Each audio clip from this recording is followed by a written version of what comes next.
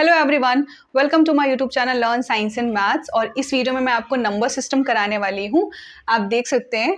और ये video PRT and TGT दोनों के लिए ही बहुत बेनिफिशियल होने वाला है, क्योंकि मैं बिल्कुल बेसिक से बताऊंगी, जिससे आपका पीआरटी भी कवर हो जाएगा एंड देन टीजीटी के क्वेश्चंस जो टीजीटी लेवल में क्वेश्चंस आते हैं वो भी कराऊंगी।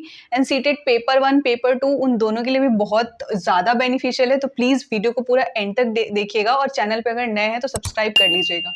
ओके, तो नंबर्स क्या होते हैं, ठीक है। आई थिंक ये बहुत बेसिक सी चीज़ है और ये सबको पता होगी, बट फिर भी हम एक डेफिनेशन लिख लेते हैं। A mathematical symbol, a mathematical symbol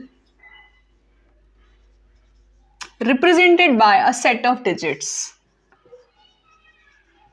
represented by a set of digits, set of digits called numbers।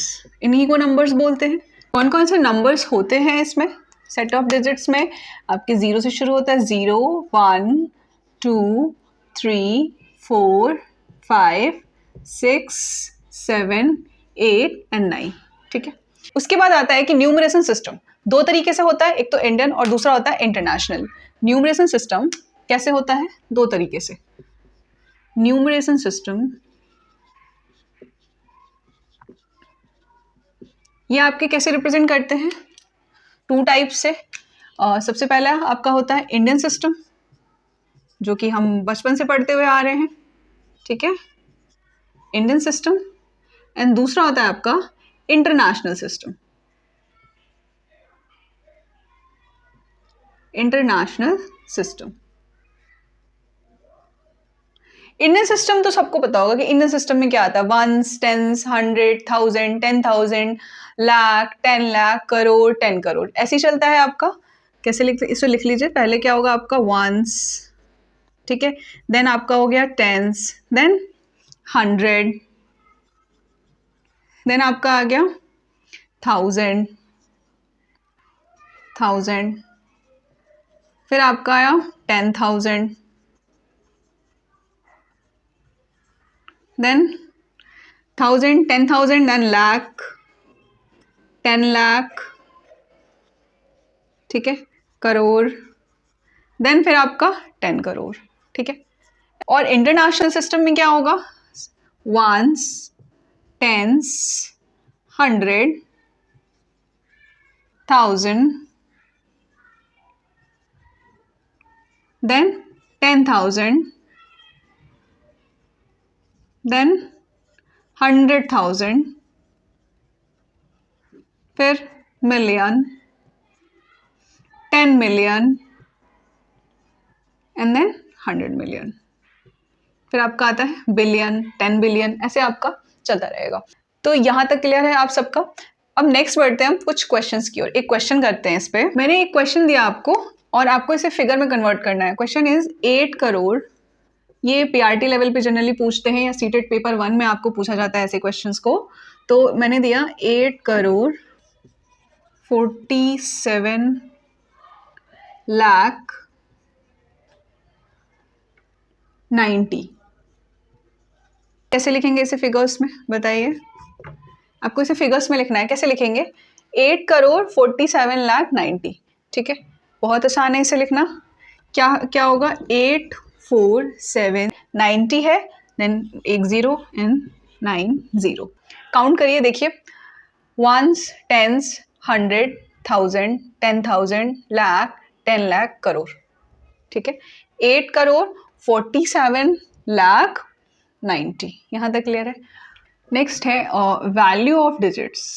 Value of digits तो कितने तरीके के होते हैं? ये टू टाइप्स में। एक होता है प्लेस वैल्यू और दूसरा होता है फेस वैल्यू। ये भी बहुत बेसिक से हमें, आई थिंक ये फर्स्ट या सेकंड क्लास में ही आपको बता देते हैं कि प्लेस वैल्यू क्या है किसी डिजिट की, या फेस वैल्यू क्या है किसी डिजिट की। तो दो होते हैं ये भी। एक आपका आता है फेस वैल्यू, ठीक है, एंड दूसरा आपका आता है प्लेस वैल्यू। फेस वैल्यू क्या होता है? the face value of a digit of a digit in a number, the value of digit itself, the value of digit itself. इस डेफिनेशन का मतलब समझे कि अगर मैं कोई सेट ऑफ नंबर्स दे रही हूँ और अगर मैं उसमें से पूछूं कि इस डिजिट की फेस वैल्यू क्या होगी, तो वो डिजिट खुद ही अपना फेस वैल्यू होता है, ठीक है। फॉर एग्जाम्पल मैंने आपको एक नंबर दिया 9 2 3 4 5, ओके। मैंने एक सेट ऑफ नंबर दिया 9 2 3 4 5। अब अगर मैं पूछूं कि फाइंड दी फेस वैल्यू, आपको क्या निकालनी है? Face value of 3। Face value of 3 क्या होगी? 3 होगा, ठीक है। फेस वैल्यू ऑफ 3 क्या होगी? 3 ही होगा। अगर मैं 5 का पूछती तो 5 ही होगा आपका। अगर मैं 9 का पूछती तो 9 का फेस वैल्यू 9 ही होगा। सिमिलरली अब आते हैं प्लेस वैल्यू पे। प्लेस वैल्यू जो होती है ना, वो चेंज होती रहती है according to position of the digits. Position of the digits के अकॉर्डिंग प्लेस वैल्यू हर एक डिजिट की चेंज होती रहती है, ओके। तो इसकी एक डेफिनेशन लिख लीजिए छोटी सी। The place value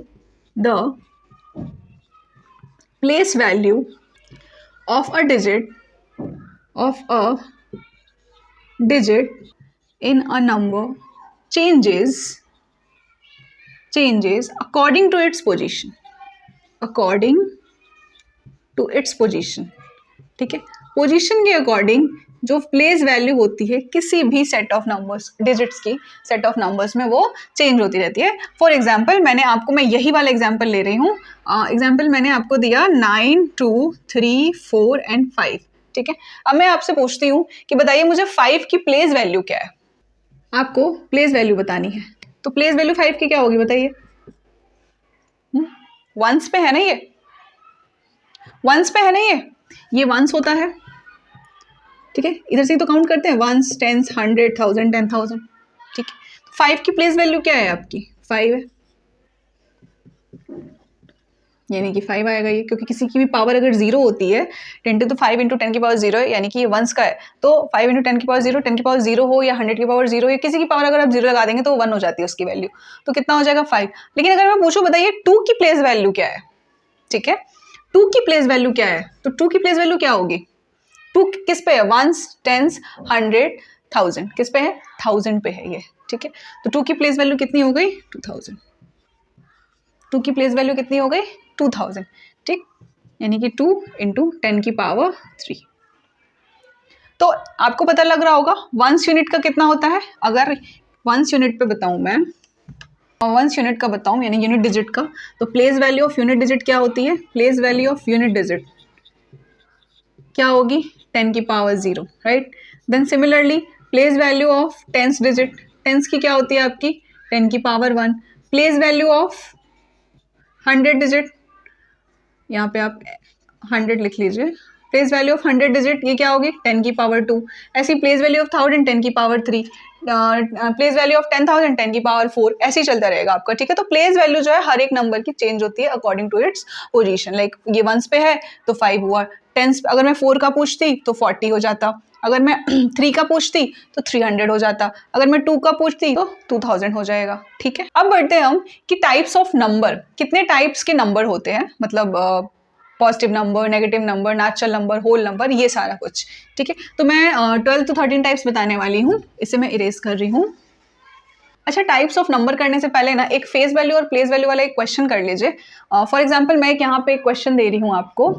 question is find the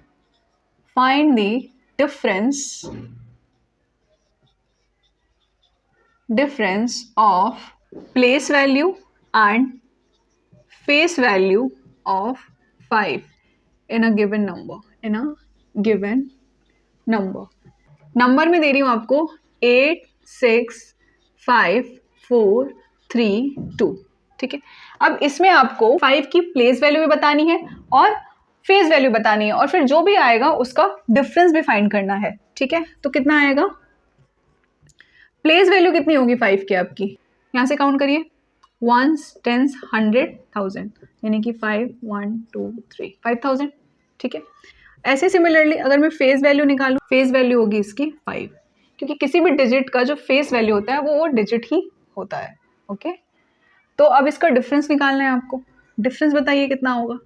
5000 में से आपको 5 लेस करना है। 5000 में से 5 लेस करेगा तो कितना आएगा, 4995 ये आंसर आएगा। ठीक है, यहाँ तक क्लियर है। अब बढ़ते हैं टाइप्स ऑफ नंबर्स की तरफ। ठीक है, अब आता है आपका types of numbers. Types of numbers, ठीक है, कितने टाइप्स के नंबर्स होते हैं। तो स्टार्ट करते हैं नेचुरल नंबर से, क्योंकि काउंटिंग आपकी कहाँ से शुरू होती है, 1 2 3 4 5 6 से शुरू होती है, 1 से शुरू होती है, इनफाइनाइट जाती है। तो वो जितने भी आपके काउंटिंग में नंबर्स आते हैं 1 2 3 4 5 6 7 8 9 10 ये सारे क्या है, नेचुरल नंबर्स है। ठीक है, तो सबसे पहला लिखिए नेचुरल नंबर।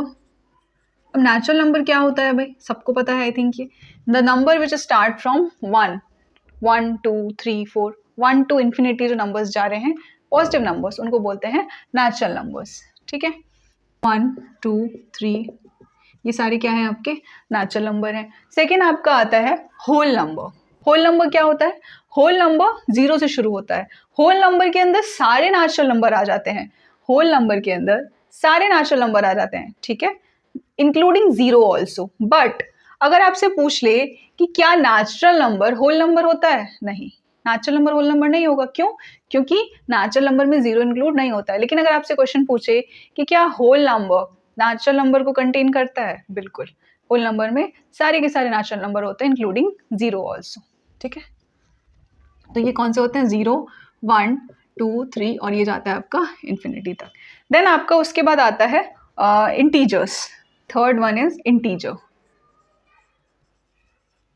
इंटीजर्स क्या होते हैं, all the negative and positive whole numbers. जितने भी नेगेटिव और पॉजिटिव होल नंबर्स हैं उनको हम इंटीजर्स कहते हैं। फॉर एग्जांपल -3 हो गया, -2 हो गया, -1 0 1 2 3 4 ये सारे ये क्या है आपके इंटीजर्स हैं और इनको नंबर लाइन पर रिप्रेजेंट करते हैं इस तरीके से, है ना। ये 0 ये आपकी पॉजिटिव साइड होती है और ये वाली आपकी नेगेटिव साइड होती है। ये 1 2 3 4 5 चलेगा आपका, 1 2 3 4 5 डॉट डॉट डॉट। ठीक है, प्लस इन्फिनिटी एंड देन ये माइनस इन्फिनिटी तक जाएगा, -1 -2 -3 -4 ऐसे ये चलता रहेगा।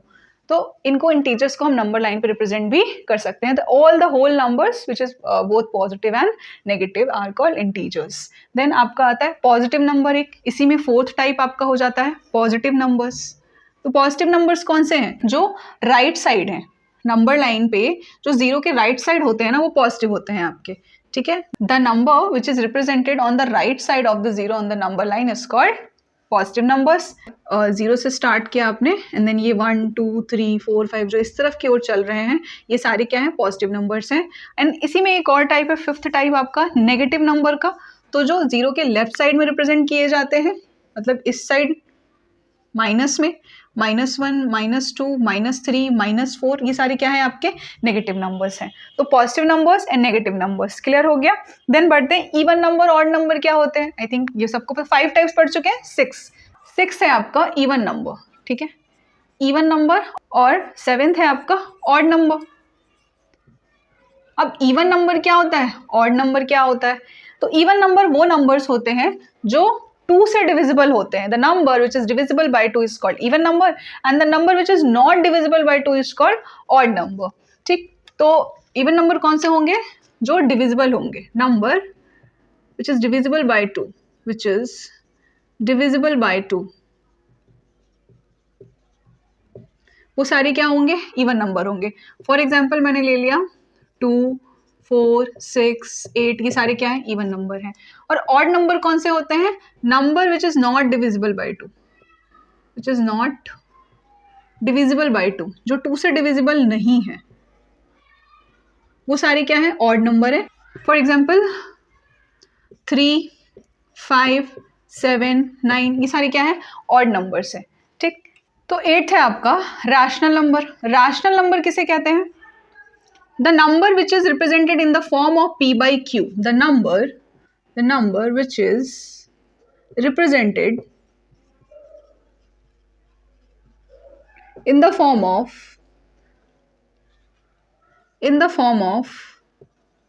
p by q।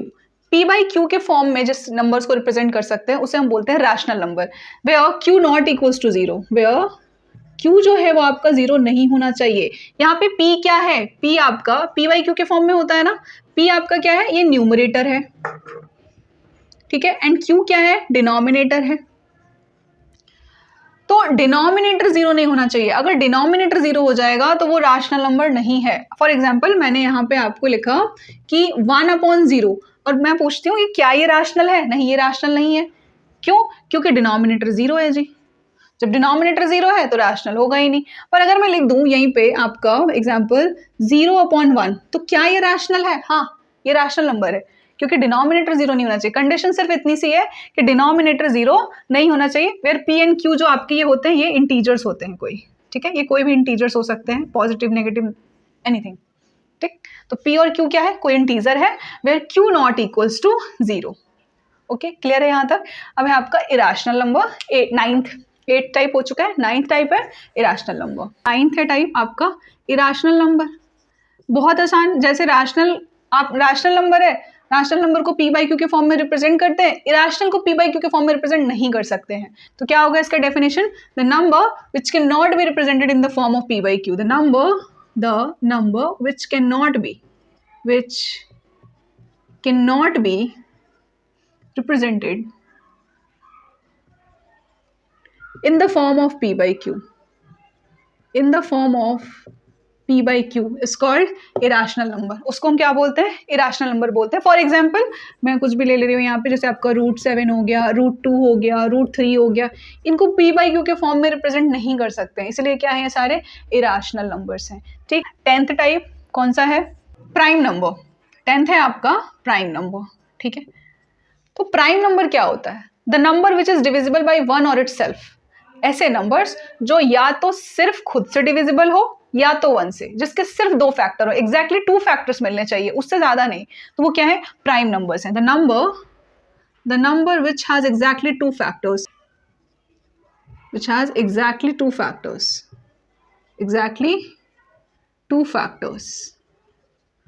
that is 1 and number itself. या तो 1 हो या तो वो नंबर खुद, ठीक है। तो फॉर एग्जाम्पल मैंने यहाँ पे लिया 2 इवन प्राइम भी होता है, पता होना चाहिए कि 2 क्या है, 2 इवन प्राइम भी है। अगर प्राइम पूछे, स्मॉलेस्ट प्राइम पूछे तो 2 है, और अगर इवन प्राइम पूछे, कभी कभी कंफ्यूज करने के लिए पीआरटी के लेवल में दे देते हैं कि इवन प्राइम नंबर क्या होता है, इवन प्राइम भी आपका 2 है, ठीक है। 2 हो गया, 3 हो गया, 5, 7, 11, ठीक है। एक और चीज मैं बताना चाहूंगी कि प्राइम नंबर में, ऑड नंबर में ना बच्चे अक्सर गलतियां करते हैं। फॉर एग्जाम्पल मैंने यहाँ पे लिखा 21, ठीक है, मैंने यहाँ 21 लिख दिया। अब मैं पूछती हूँ कि क्या ये प्राइम है, नहीं ये प्राइम नहीं है, लेकिन मिस्टेक क्या होती है बच्चों से कि हाँ वो इसको प्राइम मार के आ जाते हैं कि हाँ ये तो प्राइम है। अरे नहीं, ये ऑड है, ये प्राइम नहीं है। क्यों, क्योंकि ये इसके 2 से ज्यादा फैक्टर्स हैं, 1 भी है, ठीक है, उसके बाद आपका 3 भी है, 7 भी है, और 21 खुद भी है। तो इसके कितने फैक्टर्स मिल गए आपको, 4 मिल गए। तो ये प्राइम थोड़ी ना है, ये क्या है, ये ऑड है, ठीक है। तो वो नंबर्स जिनके सिर्फ 2 फैक्टर्स मिले वो प्राइम होते हैं, और वो नंबर जो 2 से डिवाइड नहीं हो रहे हैं उसको ऑड बोलते हैं, ठीक है। ये 2 से डिवाइड नहीं हो रहा है, इट डजंट मीन कि ये प्राइम है, ये प्राइम नंबर नहीं है, ठीक है। तो इसमें कंफ्यूज मत होइएगा। 11th है कंपोजिट नंबर। कंपोजिट नंबर क्या होता है, जिसके 2 से ज्यादा फैक्टर्स होते हैं, या फिर आप ऐसे ही बोल सकते हैं कि जितने भी नॉन प्राइम नंबर्स हैं वो सारे के सारे कंपोजिट नंबर्स हैं, ठीक है, कंपोजिट नंबर। तो all non prime numbers are called composite numbers. All non prime numbers, जितने भी नॉन प्राइम नंबर्स हैं उनको हम कंपोजिट नंबर बोलते हैं।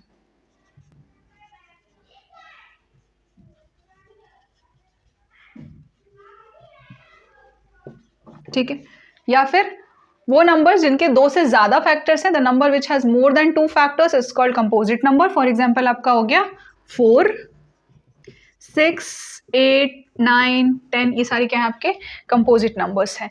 देन आपका है 11th रियल नंबर, ठीक है। रियल नंबर क्या होता है, all rational and irrational number combine to form real number. अगर इन्हें कंबाइन कर दिया जाए, ये सारे क्या बनाते हैं? Real numbers. ठीक है, जितने भी राशनल और इरेशनल नंबर है सारे क्या है? रियल नंबर है। फॉर एग्जाम्पल 2/7 x √2 हो गया, ये सारे क्या है आपके? ये रियल नंबर्स में आ जाते हैं। 12th और मोस्ट इंपॉर्टेंट टाइप है आपका, वो है कॉम्प्लेक्स नंबर। कॉम्प्लेक्स नंबर 12 है आपका कॉम्प्लेक्स नंबर। ठीक है, the number which is represented in the form of the number which is represented in the form of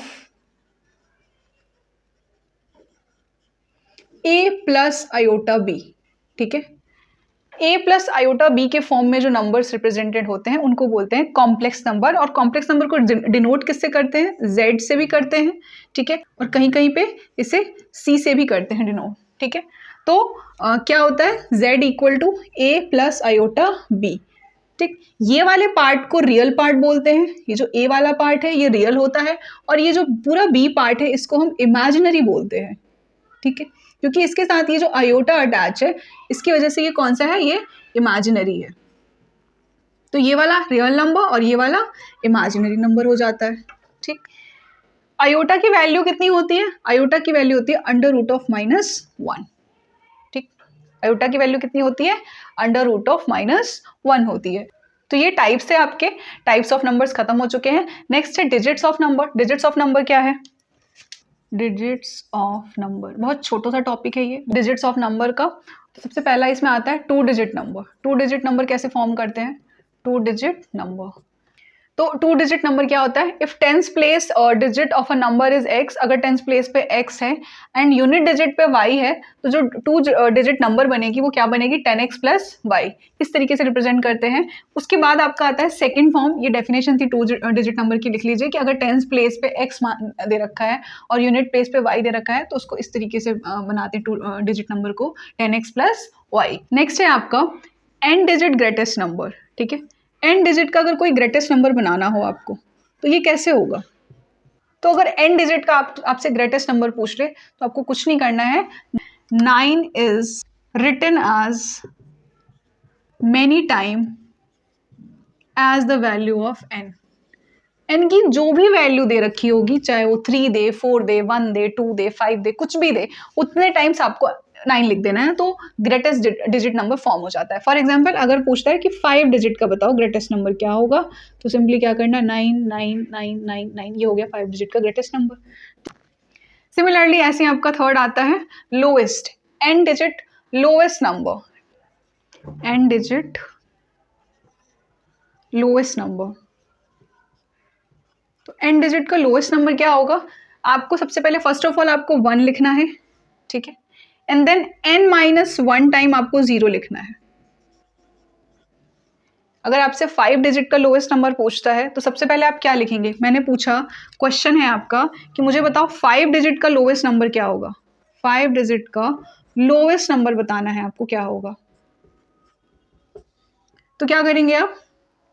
सबसे पहले आपको 1 लिखना है एंड देन n-1। n कितना है यहाँ पे? 5 है ना, 5 डिजिट का पूछा है ना, तो n-1 यानी कि 5-1 कितना हुआ? 4, उतने जीरोस लगा देने। ये हो गया 5 डिजिट का लोएस्ट नंबर। अच्छा, ऑपरेशंस कितने होते हैं नंबर सिस्टम में? ऑपरेशंस कितने होते हैं आपके? 4 ऑपरेशंस होते हैं, addition, multiplication, subtraction and division, यही होते हैं ऑपरेशन में। ठीक है, तो ये ऑपरेशन तो सबको ही पता होंगे। उसके बाद हम बढ़ते हैं डिविजिबिलिटी क्राइटेरिया की तरफ। डिविजिबिलिटी क्राइटेरिया अगर आपको नहीं पता है, ट्रस्ट मी नंबर सिस्टम नहीं होने वाला है, इसके क्वेश्चंस भी नहीं होने वाले हैं। डिविजिबिलिटी क्राइटेरिया पता होनी चाहिए, एटलीस्ट कुछ नंबर्स की तो बिल्कुल पता होनी चाहिए। चलिए स्टार्ट करते हैं डिविजिबिलिटी क्राइटेरिया। तो मैं यहाँ पे डिविजिबिलिटी क्राइटेरिया स्टार्ट कर रही हूँ। सबसे पहला आता है आपका 2 से ही शुरू करते हैं। ठीक है, 2 से ही शुरू करते हैं। 2 से स्टार्ट किया हमने। अगर आपको चेक करना है कि ये नंबर 2 से डिविजिबल है या नहीं है तो कैसे चेक करते हैं? यूनिट डिजिट 2, अगर मुझे नंबर चेक करना है कि कोई नंबर 2 से डिवाइड हो रहा है या नहीं हो रहा है तो उसका यूनिट डिजिट चेक करते हैं। फॉर एग्जांपल मैंने आपको यहाँ पे दिया 846। अब मैं पूछूंगी कि क्या ये 2 से नंबर डिविजिबल है? आप क्या बोलेंगे कि अगर इसकी यूनिट डिजिट कितनी इसकी 6 है, अगर इसका यूनिट डिजिट 2 का मल्टीपल है या फिर 2 से डिवाइड हो रहा है, 6 2 से डिवाइड हो रहा है या नहीं हो रहा है? हो रहा है, तो ये क्या है? ये डिविजिबल है 2 से। तो आप क्या लिख देंगे यहाँ पे? It is divisible by 2। It is divisible by 2, ये 2 से डिवाइड हो रहा है तो ये पूरा का पूरा नंबर 2 से डिवाइड होगा। अगर यूनिट डिजिट 2 से डिवाइड हो रही है तो पूरा का पूरा नंबर भी 2 से डिवाइड होगा। फिर आता है 3 का, ठीक है। 3 का कैसे चेक करते हैं? सम ऑफ नंबर्स करके। जो भी नंबर आपको दे रखा है ना उसके इंडिविजुअल डिजिट्स का सम कर लीजिए। अगर वो सम का जो भी आंसर आ रहा है, ठीक है, मान लीजिए आपने 3 डिजिट्स हैं, तीनों को सम किया और अगर आंसर आ रहा है 9 या 18 आ रहा है तो 9 आता है 3 के टेबल में, 9 भी 3 का मल्टीपल है, 18 भी 3 का मल्टीपल है, तो वो 3 से डिवाइड होगा वो पूरा का पूरा नंबर। 3 का एग्जाम्पल लेते हैं 153, ठीक है। अब इसे आपको चेक करना है कि ये 3 से डिवाइड हो रहा है कि नहीं हो रहा है। बहुत आसान है, 1 + 5 + 3 कर दीजिए, कितना आएगा? ये 9 आएगा। क्या ये 9 3 के टेबल में आता है? हाँ जी आता है, तो फिर ये 3 से डिवाइड होगा, ये पूरा का पूरा नंबर ही 3 से डिवाइड होगा, ठीक है। उसके बाद है 4 का कैसे चेक करना होता है? 4 का बहुत आसान है। अगर मैं यहाँ पे कोई नंबर दूं आपको, सपोज मैंने नंबर दिया 3 4 8, ठीक है। अब मैं आपसे पूछती हूँ कि क्या ये नंबर 4 से डिविजिबल है? कैसे चेक करेंगे आप? तो लास्ट 2 डिजिट, इसमें क्या चेक करना होता है? लास्ट 2 डिजिट अगर डिविजिबल है तो पूरा का पूरा वो नंबर जो गिवन नंबर है वो 4 से डिवाइड होगा। तो लास्ट 2 डिजिट चेक करिए, क्या ये लास्ट 2 डिजिट डिविजिबल हो रहा है 4 से? देखिए 48 डिविजिबल है या नहीं है 4 से? है ना, 48 आता है ना 4 के टेबल में, तो ये डिवाइड होगा, ये पूरा का पूरा नंबर 4 से डिविजिबल है, ठीक है। तो लास्ट 2 डिजिट की डिविजिबिलिटी अगर आप चेक कर लेते हैं तो वो पूरा नंबर 4 से डिवाइड हो जाएगा, अगर वो लास्ट 2 डिजिट डिवाइड हो रहा है तो। नेक्स्ट है आपका 5, जो कि बहुत आसान है, ये तो देख के कोई भी बता देगा कि अगर मान लीजिए मैंने यहाँ पे लिखा 90, मैंने यहाँ पे लिख दिया 45, ठीक है। कुछ भी नंबर ले लीजिए, 8 3 6 2 5 ले लीजिए, तो अगर यूनिट डिजिट पे 0 है या फिर 5 है, अगर यूनिट डिजिट पे 0 है या फिर 5 है, ठीक है, यूनिट डिजिट पे अगर 0 हो या 5 हो तो वो पूरा का पूरा नंबर 5 से डिवाइड होता है। ये इसकी डिविजिबिलिटी क्राइटेरिया है। ओके, क्लियर है यहाँ तक? नेक्स्ट आपका बढ़ते हैं, 5 हो गया 6 की तरफ। तो 6 का ये है कि अगर कोई नंबर 2 और 3 दोनों से डिवाइड हो रहा है, ठीक है, अगर कोई नंबर, इसका फैक्टर क्या होगा? 2 और 3 तो होगा, तो अगर कोई नंबर 2 या 3 दोनों से डिवाइड हो रहा है तो वो क्या होगा? वो 6 से भी डिवाइड होगा। फॉर एग्जाम्पल 786, फॉर एग्जाम्पल 786 लिया। अब आपको चेक करना है कि ये नंबर 6 से डिविजिबल है या नहीं है। तो आपको अगर 2 का पता है, 2 का कैसे चेक करते हैं? यूनिट डिजिट, भाई यूनिट डिजिट तो साफ साफ दिख रहा है कि 2 से डिविजिबल है। 3 का चेक करिए, 3 के लिए क्या करते हैं? सम कर देते हैं इनका, 7 + 8 + 6 कर देंगे, कितना हो जाएगा? 18 हो जाएगा।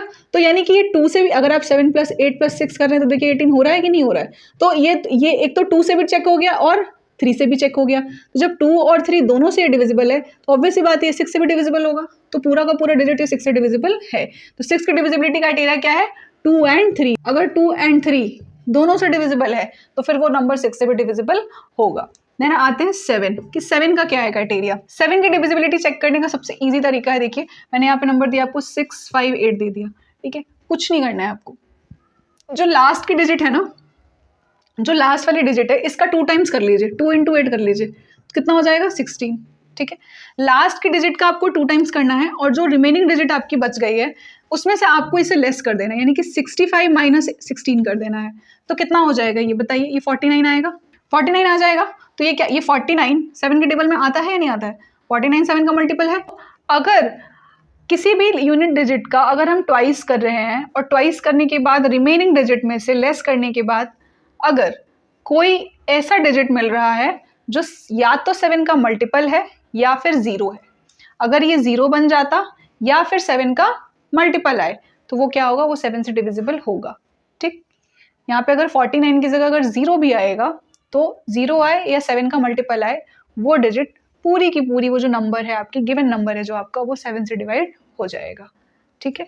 क्या, एक बार और समझा रही हूँ, यूनिट डिजिट का आपको 2 टाइम्स करना होता है एंड देन फिर जो रिमेनिंग डिजिट बची उसमें से सब्ट्रैक्ट, ठीक है। तो कितना आया? 49 आया। तो 49 7 के टेबल में आता है, यानी कि ये डिजिट जो है पूरी की पूरी 7 से डिविजिबल है।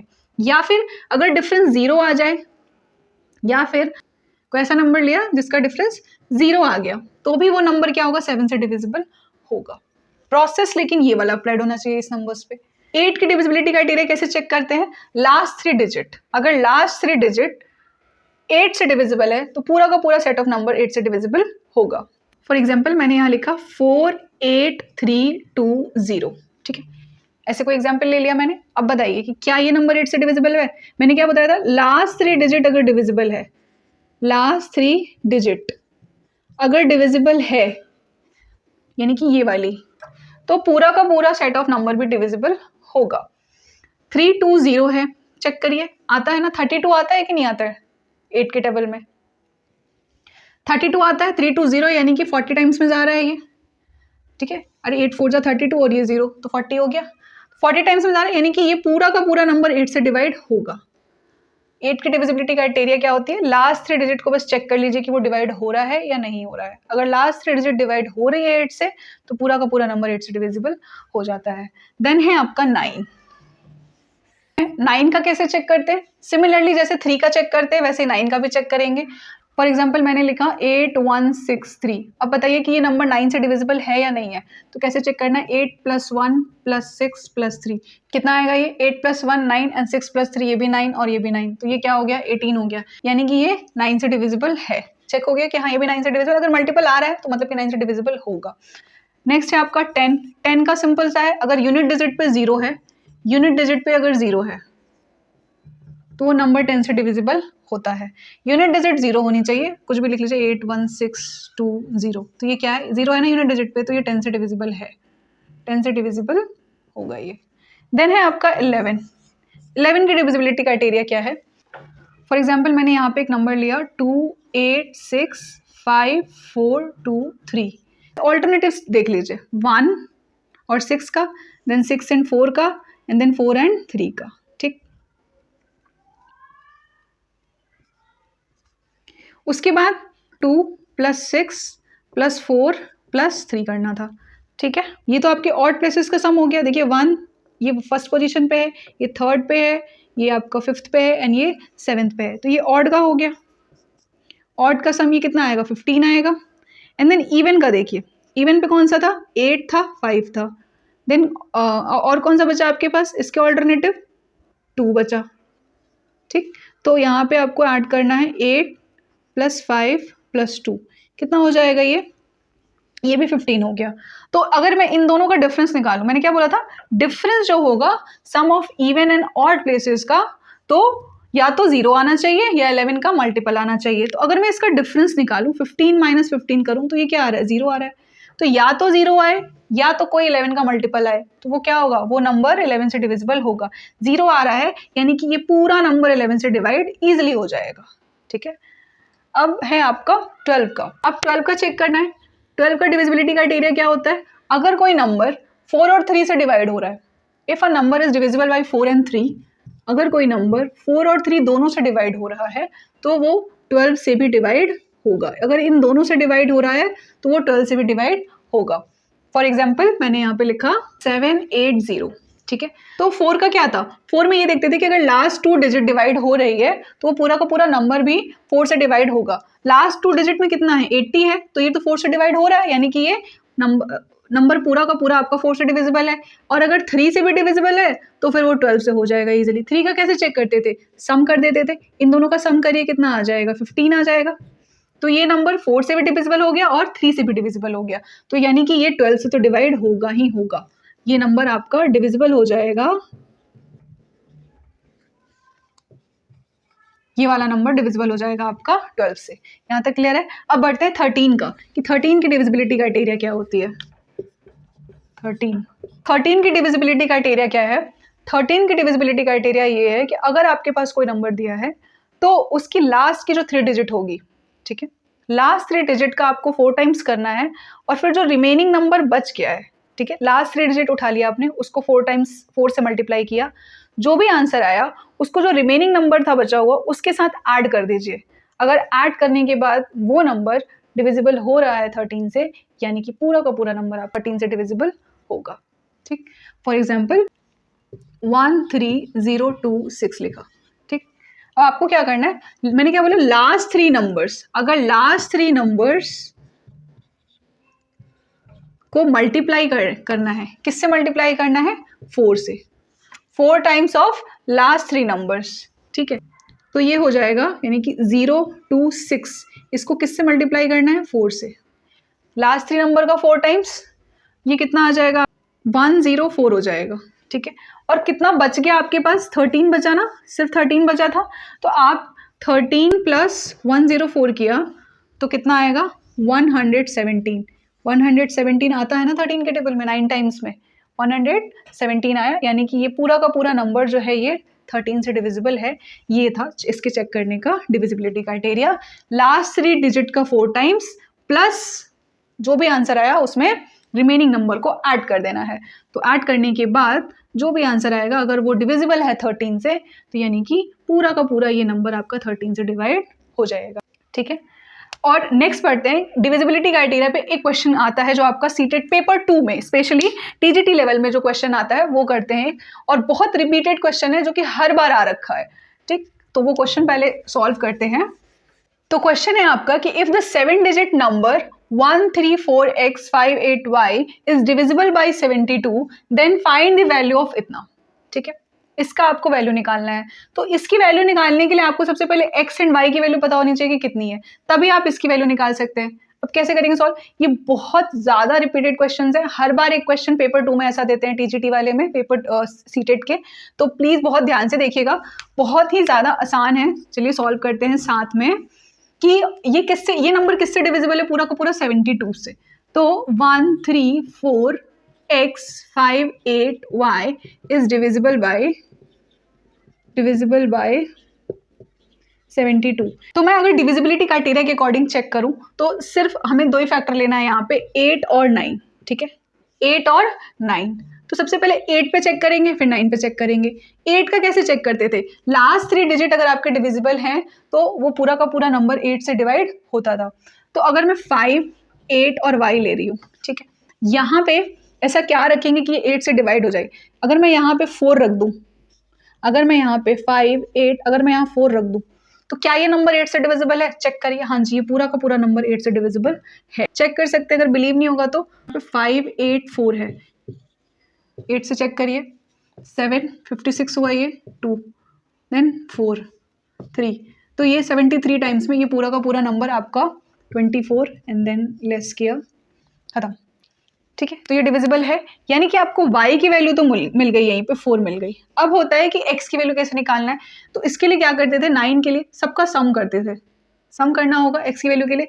तो 1 + 3 + 4 + x + 5 + 8 + y। मैं अभी यहाँ पे y रख रही हूँ, नेक्स्ट स्टेप में आपको शो करूँगी। तो इनको जोड़िए, 1 + 3 + 4 + 5 + 8, राइट। कितना हो गया ये आपका 21 + x, और y की जगह में y की वैल्यू कितनी ली थी हमने, 4 रखने पे ये पूरा पूरा नंबर 8 से डिविजिबल था, तो यहाँ पे हमने 4 रख दिया। तो यहाँ पे मैंने 21 और +4 किया, तो कितना हुआ 25 + x। ठीक है, अब 8 का तो हम ऑलरेडी कर चुके थे चेक, आपको यहाँ पे कितना नंबर पुट करेंगे कि 8 से डिवाइड हो जाए। अब बचता है x, यानी कि y वाली टर्म बचती है, 9 से चेक करना है आपको। तो यहाँ पे आप कितना रखोगे कि ये पूरा का पूरा नंबर, जो नंबर अभी बनेगा यहाँ पे, वो पूरा का पूरा 9 से डिवाइड हो जाए। क्या 1 रखोगे आप यहाँ पे तो 26 आएगा। क्या 26 डिविजिबल है 9 से, नहीं है। लेकिन अगर मैं यहाँ पे 2 रख दूँ x की वैल्यू, अगर मैं x = 2 पुट कर दूँ, तो क्या ये नंबर डिविजिबल हो जाएगा। हाँ जी, 25 + 2 कितना आ जाएगा आपका, ये 27। क्या 27 9 से डिवाइड होता है, बिल्कुल होता है। तो 8 का भी हो गया एंड 9 का भी हो गया, दोनों के फैक्टर की डिविजिबिलिटी मिल गई हमको। यानी कि x की वैल्यू कितनी आ गई आपकी, 2 आ गई, x की वैल्यू 2 आ गई, और y की वैल्यू कितनी आई थी, y की वैल्यू यहाँ से 4 आई थी। जब x और y की वैल्यू मिल गई तो उसे उठा के यहाँ पे पुट कर दीजिए, पुट करिए। 2x + y की वैल्यू निकालनी है आपको, तो कितना हो जाएगा 2, यानी कि x = कितना आया था 2, एंड y की वैल्यू कितनी आई थी, 4 आई थी। 2 × 2 = 4, यानी कि 4 + 4 ये आया आपका 8। ठीक है, बहुत आसान क्वेश्चन है, ये हर बार पेपर में देते हैं। यहाँ पे आपको कोई और भी 75, 78 कुछ भी दे सकते हैं, आपको सीधे उसका 2 फैक्टर निकालना है, देन एक बार एक फैक्टर पे चेक करना होता है एंड दूसरी बार सेकंड वैल्यू रख के चेक करना होता है कि वो उससे डिविजिबल हो रहा है या नहीं। यहाँ तक क्लियर है। आज के लिए इतना ही इस वीडियो में। वीडियो अगर अच्छी लगी तो वीडियो को लाइक शेयर जरूर करिएगा, और चैनल पर नए हैं तो सब्सक्राइब कर लीजिए। ये फर्स्ट क्लास है, सेकेंड क्लास में मैं आपको फ्रैक्शन, टाइप्स ऑफ फ्रैक्शंस और नंबर सिस्टम से जो भी क्वेश्चंस आपके आते हैं पीआरटी और टीजीटी लेवल में, वो सारी करवाऊंगी। Okay, thank you.